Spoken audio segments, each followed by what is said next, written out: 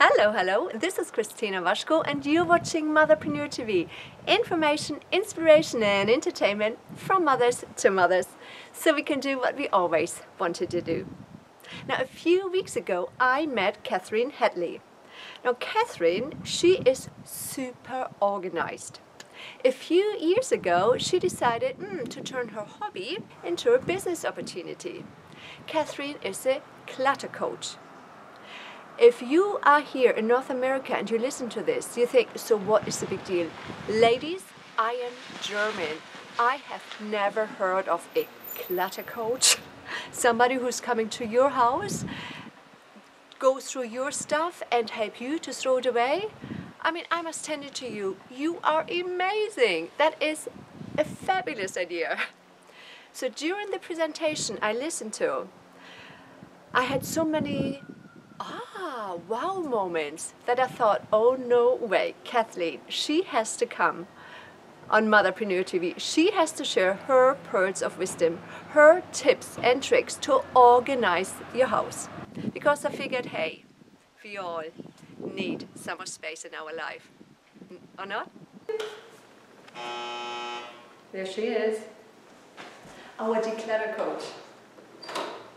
Dear Declutter Coach! Hi, Christina. Thanks very much for inviting me into your home. Thank you so much for joining us. You're welcome. You're welcome. Okay, I messed up my house a little bit, so you can really show us the tricks on the tray. All right. Yeah? Oh, sure. Are you ready? Mm-hmm. Perfect. I'm ready. Thank you. Let's do it. Okay. You decided to take your hobby and make it a profession. And make it a profession. Yeah. So why did you do that? Well, all my life I just organize things automatically. I just have this. I guess it was a way as a child of kind of creating order out of chaos a little bit. So it was something that I could control, like something I could do. So my mother used to make fun of me because all my clothes were lined up by color and by always facing the right way, and heaven forbid the blouse should be on the one hanger. Something I always did. And so my mom would put me in a room and say, here, tidy it up, and it was just something I did.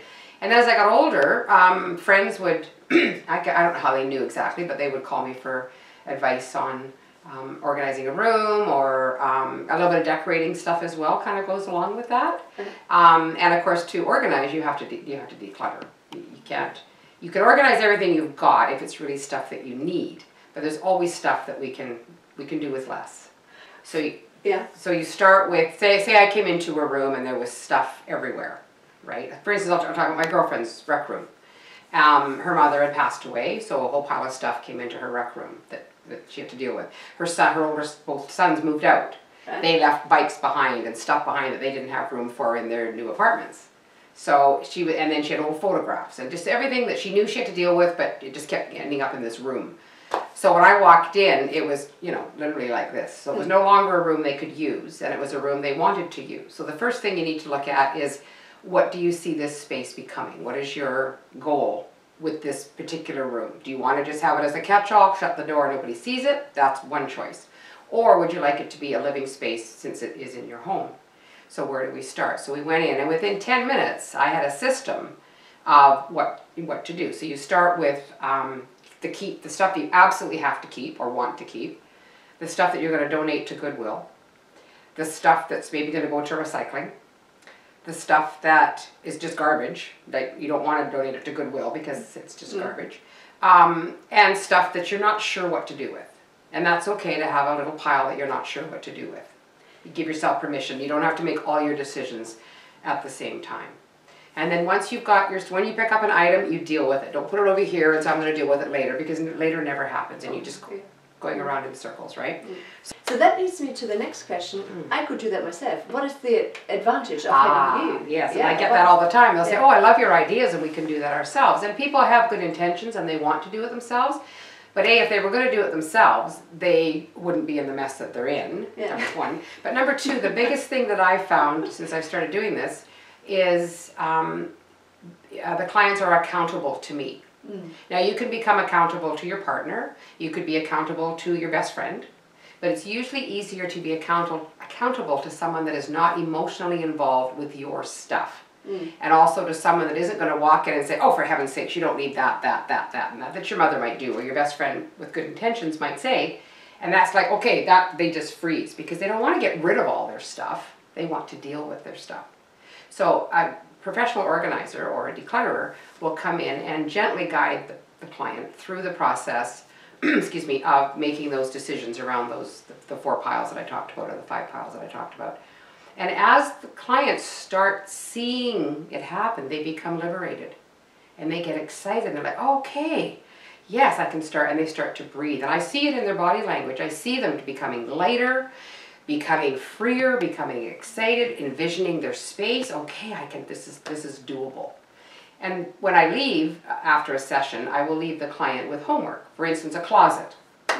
A really good thing for a closet to start with is to go down and buy those slimline, we're called slimline hangers. Oh, yeah. They immediately give you 2 to 3 times more space in your closet. So I'll say to ladies, say that again, please. They will immediately give you 2 to 3 times more space in your closet. And what are they called? Slimline hangers. So they are the suede covered hangers. Oh yeah. So they're very, very slim. And so instead of the bulky, and everything, and nothing falls off them. The plastic things are falling off. The wooden ones are too bulky and thick. Right. Right? So you get rid of all those hangers and put all your items on these slimline hangers. So that's just one small example. Right? Yeah. So, so as people, so I leave them with homework. And so when I come back the next session, whether it's a couple of days or the next week, hopefully they've gone out and bought the hangers, and then we can start to use them. And they start to see, or an under the bed storage container is another good one. And people go out and they look at the different kinds, and okay, and that can be a great storage space under the bed, provided you have nothing else under there. And containers. I highly believe in containers. Round, square, big, pretty, shiny, doesn't matter. If you've got a shelf and you're just throwing stuff on it and you want to clean it, you got to get everything off the shelf. But if you've got 5 containers up there, then you just have to pick up 1 container and deal with that 1 container. So that containing everything is also a big part of it. And that's the system that you can generally work with. Here we have a big house. Yes. But then I have the talent, I can fill it up. You know, I'm good. I fill it. Now, what is your suggestion to people who don't have who don't live in such big houses? Yeah, in a big house. They have to get rid of stuff. But what about if you're so emotionally attached? What is it? Yeah, this is my stuff from my grandma, from my memorabilia. Yes. That's a huge one. That's a huge one. So first of all, most people have memorabilia all over their house. Some of it they've honored by framing it, hanging it, displaying it. Awesome. Doesn't matter what it is, right? Some of it they're using, their grandmother's tea set or a hope chest or other things they've acquired. But a lot of it is in dusty boxes in the basement. A lot of it is in closets hidden away. It's not being honored. You feel guilty if you think about getting rid of a gift that your friend gave you. Take a picture of the gift and have it on, especially now with computers, we can have a digital world of stuff so that you can go back and remember that item that you were given. Right? Awesome. Nice. Yeah, we can't keep everything that we're given. Our children's artwork. Yeah. I used to save every paint stroke, So I went through each child, and I got a bank box, a square box with a lid, put their name on it. And then I went through each year of that stuff, and I picked out the very best as a representation of that particular age. So at the age of 3 in preschool, my son did the little handprint that they do, and maybe some other a special picture. I kept those 2 items, and I honestly got rid of the rest. Another thing you can do is you can hang all their stuff up on a wall and take a photograph of it. Nice one, yeah. Right, and then you've got the photo of their stuff, but you don't have all the clutter. You don't have, because we just get bogged down. And when you're making room for all those memories, you don't have room to make new ones. Oh, nice. Oh, yeah, that makes sense. Yeah. That's a good. But it's amazing how little that you can live with when you have to. Right. Yeah. Right. Yeah. And so you have to do what you have to do. And if you're wasting time and tripping over things and you can't find things and it's all cluttered, that's not good for your mental health. That's not good for your moods. Yeah. It makes people mad when you're late all the time because you can't find stuff to get out the door. So make your life simpler. Yeah. May I ask you to give me some tips? Yeah. Yeah. Sure. Are you ready? Yes. Okay. Now I'm coming out of the closet. I will show you some of my clutter. Awesome. All right, let's do it. Okay. Da-da-da. Look, hang on, come on in. Here is our shoe closet, and look at this. We have exactly everything. Catherine said we shouldn't have bulky wooden hangers, the plastic ones. Great. Look at this. No chaos reigns. But I'll show you our laundry room. All right. Okay. Okay. Come with me.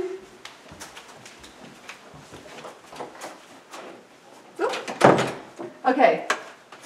Okay. All right. Welcome to my happy place. Okay. All right. Well, this is definitely doable. But that's not too bad, is it? No, it's very doable. Did you want some suggestions? Yeah. Can you relate to this? Yes. You know, Oh, absolutely. I'm having 4 children. You know, yeah, for sure. So it doesn't freak me out. I'm pretty good. My husband doesn't like it. It freaks him out because he doesn't like all that stuff. Yes. Anywhere. Yes. And I don't really care. Ah, okay. All right. I don't care. Okay.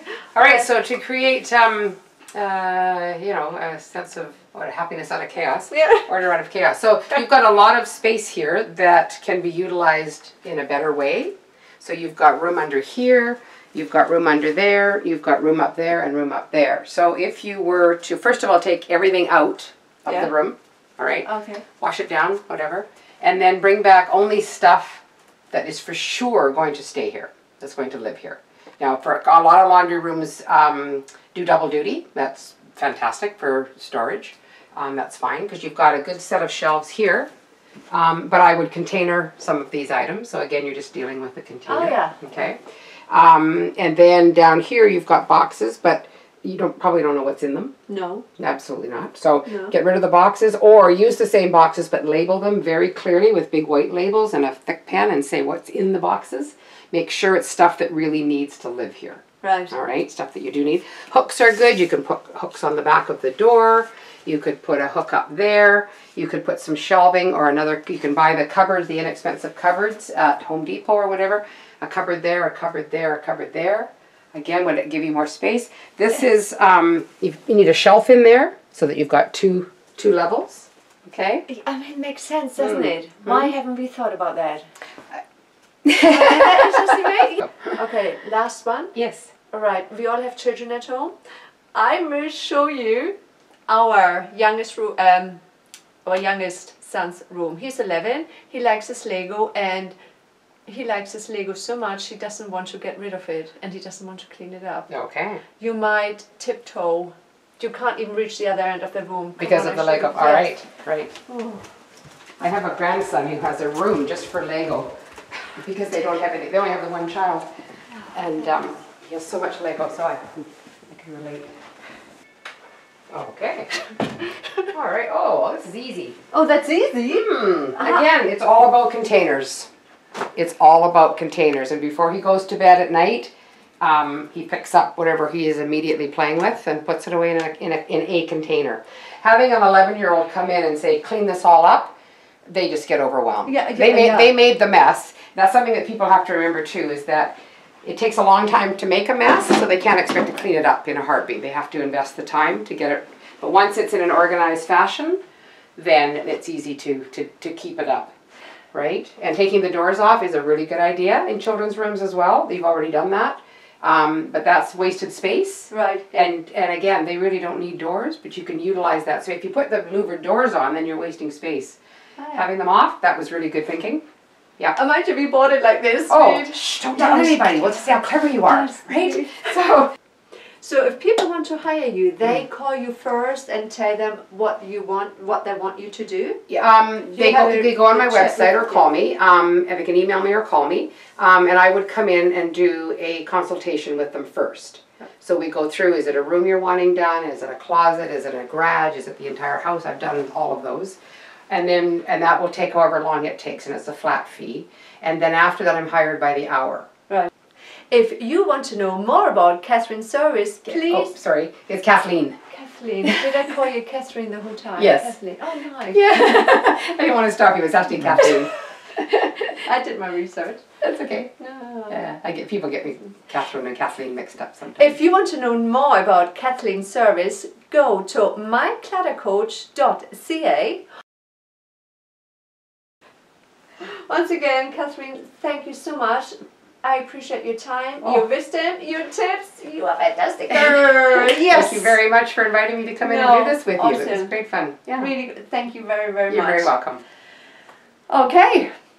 I hope you enjoyed what you just listened to and Kathleen could be of some help for you. If you liked it, please share it with your friends and subscribe. Now I would like to hear from you. Which of the tips you just listened to did you like the best? You can leave us the comments right here below the YouTube video, or you go to my website at christinawaschko.com and click on the blog. And with this, it's another wrap from us here on Motherpreneur TV. I thank you so much for your time. Thank you for watching.